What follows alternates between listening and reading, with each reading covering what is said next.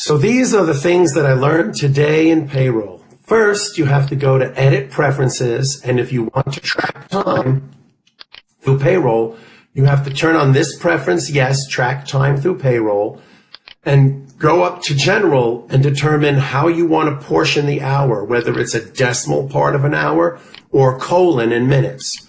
Once you decide that, then for each employee, you have to open up their information, and when it comes to payroll information, you have to make sure you click this mark, use time data to create the paychecks. And then that's what you would do. And then, of course, when you go, if it's a wages worker, what you would do, in this case, it's a wages worker. So what you would do is you would go to the timesheet and choose the wages worker, and then, okay, so it's not really supposed to put that. Okay, this person has wages, so it puts the service item. So if they're wages, all you have to do is put which job they're on and the number of hours, and that's it. And click Save.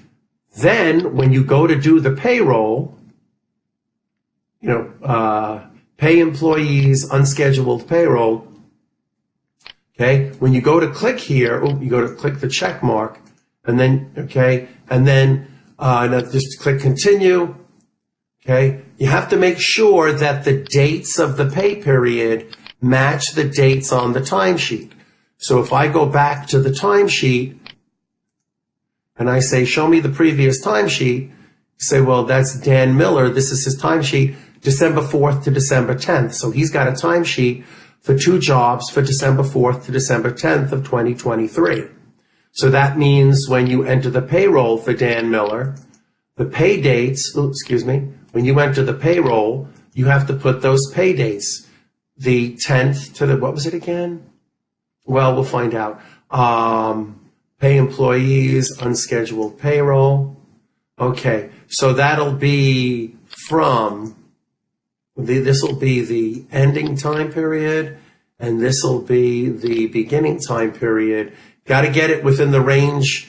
Within this range has to be the date of that timesheet, and then you choose Dan Miller.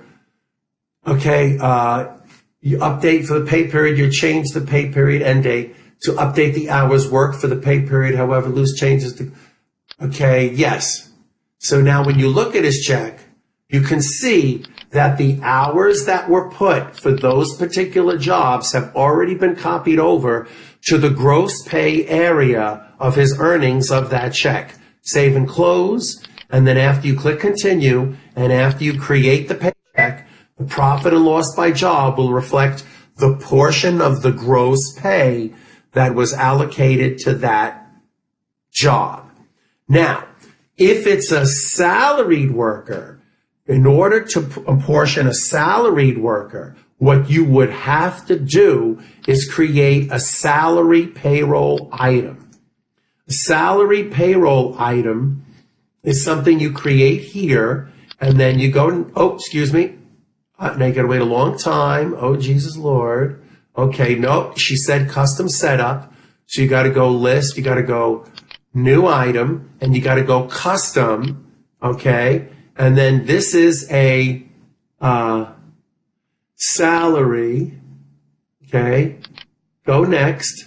Annual salary as an item, okay? Regular pay, we're not apportioning sick pay or vacation pay to jobs, at least not yet, and we'll name this Sal Item for Jobs. So why do we name it Sal Item for Jobs? Okay, and this is the expense account that the accumulated money for this item will go into.